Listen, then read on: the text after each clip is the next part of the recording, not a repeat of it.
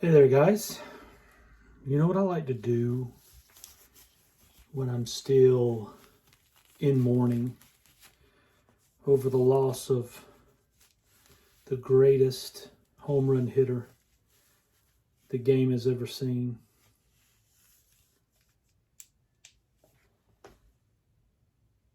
I like to look at some Hank Aaron cards.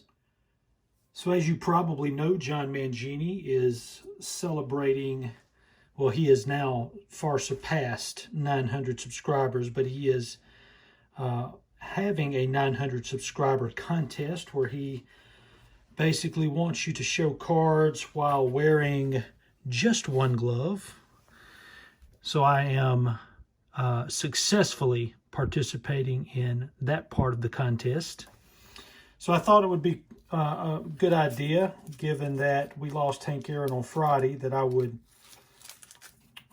share some Hank Aaron cards as part of this Mangini Collection 900 subscriber contest.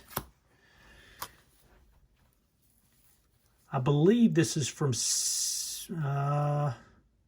maybe 62 tops, maybe 63. This is commemorating Hank's 1957 National League Most Valuable Player Award. This was also the year that the Braves stunned the New York Yankees in 7 games to win the World Series. Hank Aaron hit a walk-off home run to clinch the pennant this year, and that really just kind of cemented his MVP status that year. Ended up hitting 3 more home runs in the World Series. Here's his 1968 tops.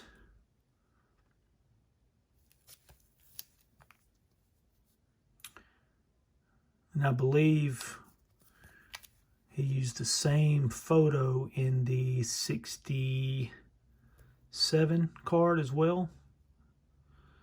I know the same picture was used a couple of different years, if I'm not mistaken.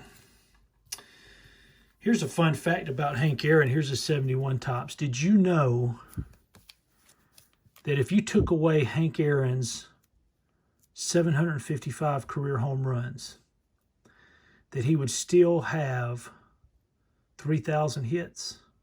Matter of fact, he would have more hits than Wade Boggs, who is probably best known as a great hitter. I just thought that was an interesting fact. You know, Hank never hit 50 home runs. Here's his 76 tops, his last regular issue tops card. He never hit 50 home runs his entire career, but he hit 40 or more 8 times. His number 44 is iconic. A lot of people, including Willie McCovey, have come out and said, and this is, by the way, his 73 tops, have come out and said that they wore 44 simply because Hank Aaron wore 44. I'm not sure about Reggie Jackson. I'd have to do a little digging to find out if that's accurate for him as well. But I just found it interesting that when you take the date that Hank passed away and you add up the numbers, 1/22/21, that it gives you the number 44. Here's Hank on his 1964 Topps Giants, commemorating his 2nd National League batting title. From the early 80s, the Donruss Grand Champion.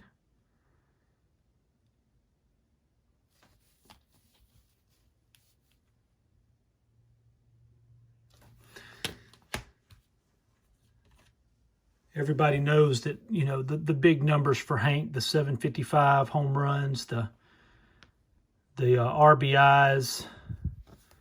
I believe that number was 2297, the still number 1 all-time in runs batted in. But total bases, and this is what's completely nuts. is that if you look at who's second on the total bases list all time is Stan Musial. Hank Aaron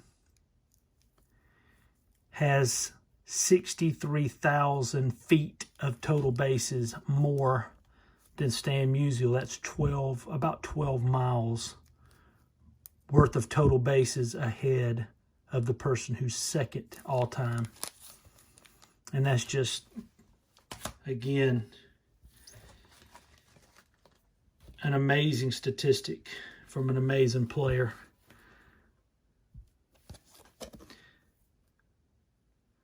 Of course, everybody knows that as Hank got closer and closer to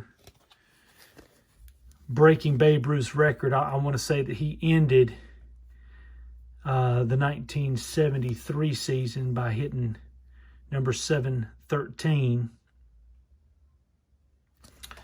That whole off season prior to the 74 season. Here's a beautiful card of Hank and Ronald Acuna from Topps Gallery. That entire off season, and I'm sure it probably started before that, but really ramped up during that off season prior to 74, when he received all of the death threats and the hate mail from people who did not want to see Ruth's record fall, and specifically didn't want it to fall to a black man.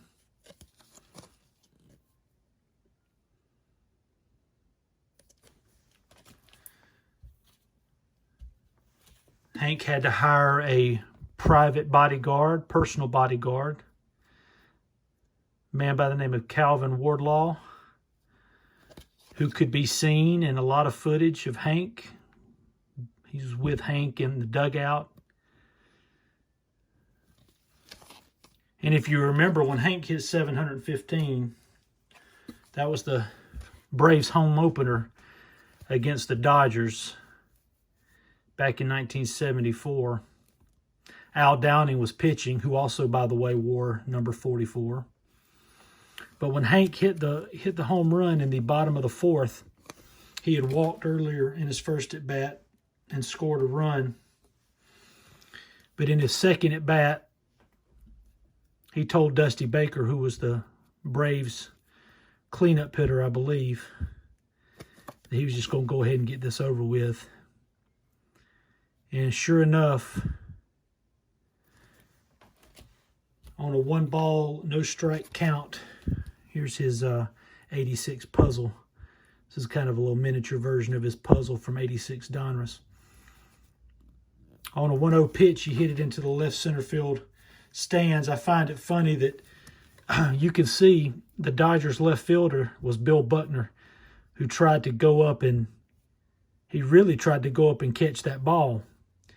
So apparently there was a value placed on that ball of, I don't know, $20,000 to $50,000, and the salary of Bill Buckner was not that high. And so you saw him really make an effort to go get that ball. Tom House was a Braves reliever. He caught the ball in the bullpen, and instead of, I don't know, throwing it to someone or trying to keep it for himself or whatever, you could see him running a dead sprint all the way to home plate and got there shortly after Hank did to give Hank the ball.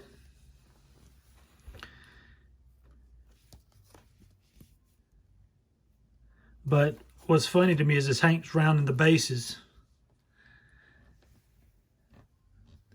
there is two guys that got loose, and based on all the threats and things like that were given to Hank, including shooting him as he was running the bases, these two young teenage guys are running out on the field and congratulate Aaron in between second base and third base.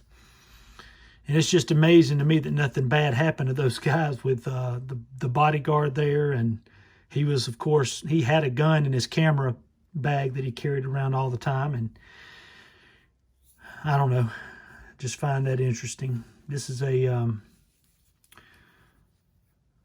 miniature of the statue that is in Monument Garden at Truist Park in Atlanta.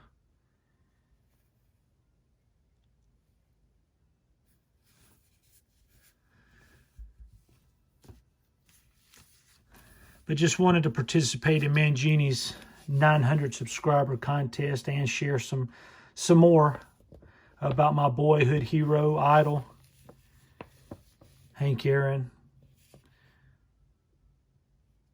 Gonna miss him, but you know, he did live a long life, and he lived a good life. This is a Sports Illustrated from 1970. This commemorates his 3,000th hit. At the time, I believe he was only the 9th player to reach 3,000 hits.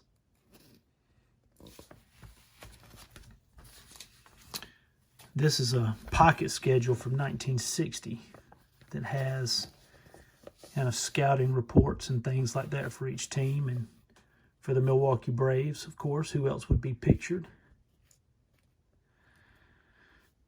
Well, guys, I appreciate it. Appreciate you tuning in as we always do. John, thank you again for the hours and hours of entertainment that you've provided. You know, all the of course, now you've made me covet, which is one of the 7 deadly sins.